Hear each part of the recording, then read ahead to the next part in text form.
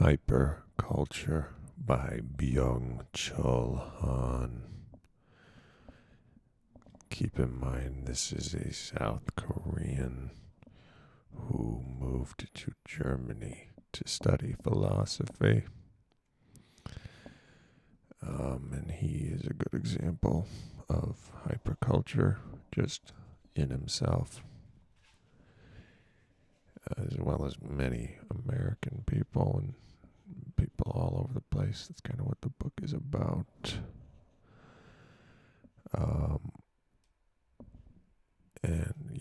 It's a short book, but it's dense, written sentence by sentence. So we're doing page 1. Tourist in a Hawaiian shirt. Where do you want to go today? Microsoft says. The British ethnologist Nigel Barley once expressed the suspicion that the true key to the future was that fundamental concepts, such as culture, will cease to exist. We are all, Barley said, more or less tourists in Hawaiian shirts. After the end of culture, should the new human being simply be called tourist? Or are we at long last living in a culture that affords us the freedom to spread into the wide open world? If we are, how might we describe this new culture? Okay, so that is more of an introduction than a chapter, just to be honest. But here is the true introduction. So this is really professional stuff, guys. Really amazing stuff. Carl Schmitt said, but the fear of the new is often as strong as the fear of the void, even when the new is the overcoming of the void.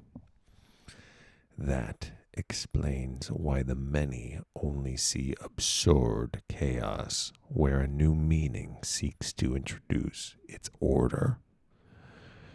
Indeed, the old nomos is fading away, dragging the whole system of redundant standards, norms, and traditions with it in its fall.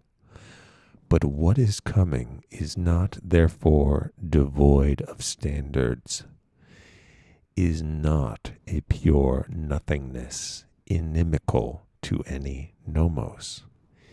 Even in the fiercest struggle between old and new forces, just standards emerge and meaningful proportions form.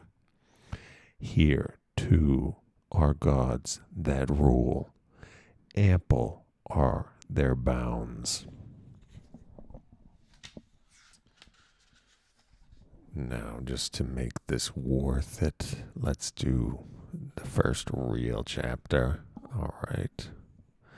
In his lectures on the philosophy of history, Hegel offers the following remark on the genesis of Greek culture. Shout out. We have just spoken of heterogeneity from Dartikit as an element of the Greek spirit, and it is well known that the rudiments of Greek civilization are connected with the advent of foreigners. It was thus the advent of foreigners that constituted Greek culture. With grateful recollection, he says, the Greeks preserved the arrival of the foreigners in their mythology. Prometheus, for instance, originates from the Caucasus. The Greek people developed from a Coluvis, The original meaning of koluvis is mud, filth, hodgepodge, confusion, or muddle. Now, this is the first real chapter. It's called Culture as Home. And he's basically saying that we, as humans, think of our culture as being identified with our home and how that is changing, especially now where we are exposed to every culture all the time from within our home through, our phones and communication and the internet and all that. So I don't know if I'm going to finish this entire chapter right now, but let's see what we can do. According to Hegel, it is a superficial and absurd idea that such a beautiful and truly free life can be produced by a process so incomplex as the development of a race keeping within the limits of blood relationship and friendship. Rather, the inherent heterogeneity from Darktikit in sich selbst of spirit is that through which alone it acquires the power of realizing itself as spirit.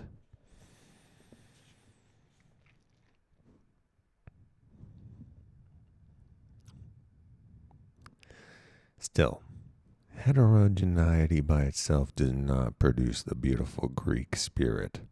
For that, what is also required is the overcoming of heterogeneity.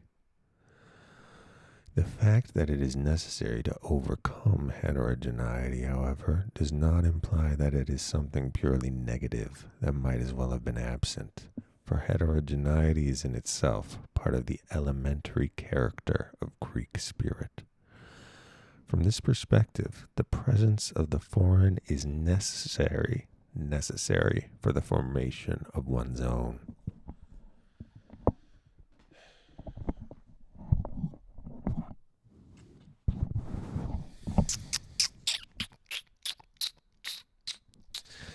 In his description of the historical development of the Greek world, Hegel obviously tries to do justice to the fact that the foreign heterogeneity itself has a constitutive effect. With regard to the identity of European culture, however, he adopts an altogether different tone. Here, he emphatically invokes the idea of Europe as home. The Europeans might have taken their religion from the East, but all that satisfies their spiritual life, geistiges Leben, they received from Greece. The name of Greece evokes feelings of home in the educated men in Europe, especially in us Germans. I think that was Hegel saying that. I don't know if Byung-Chul Han thinks. No, it's a quote. There is no longer any talk about heterogeneity in itself. The foreign is now degraded and becomes pure matter. Before, heterogeneity had been a spiritual element, a form. But once European humanity came to be at home with itself, the historical and that which is of foreign derivation was shaken off for good. This being at home with oneself is a happy state. In ordinary life, we like best the men and families that are homely and contented in themselves, not desiring what is outside and above them. And so it is with the Greeks.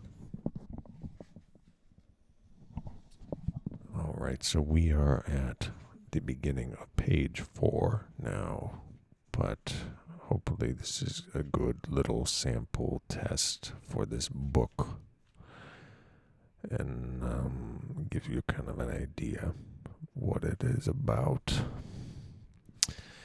It's worth reading the whole thing. He writes it line by line, so it's like he writes a chapter and thinks about it and then kind of progresses day by day. to further that thinking with a lot of patience, actually. So I recommend reading these books with patience, even though they're so short. It's really easy to miss.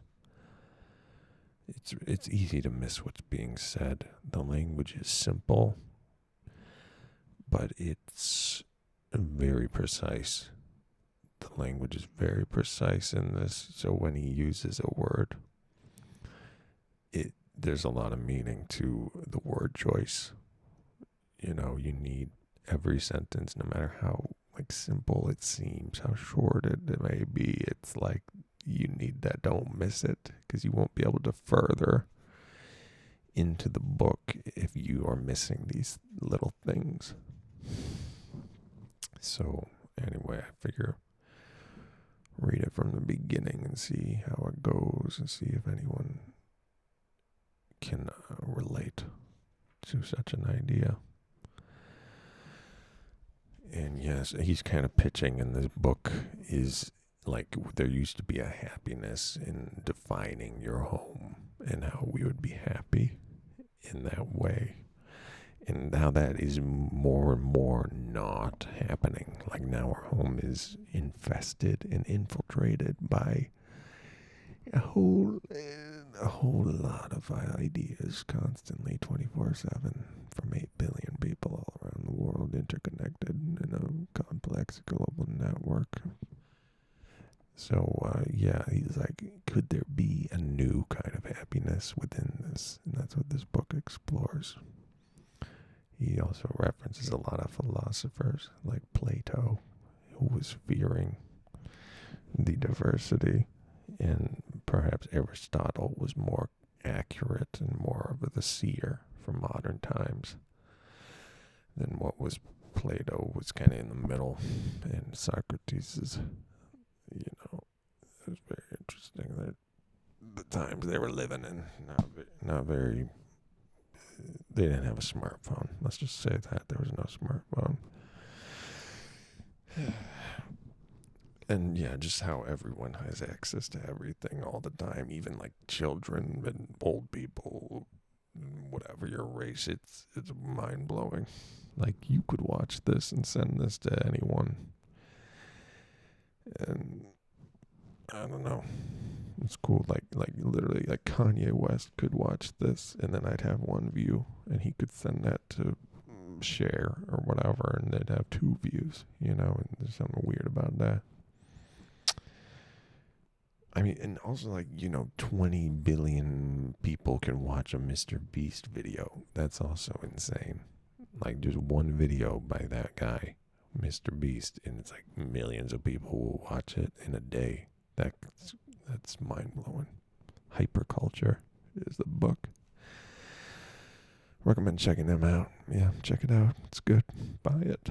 Buy it online or whatever. I don't get any percentage or anything, but it's good stuff. Yeah.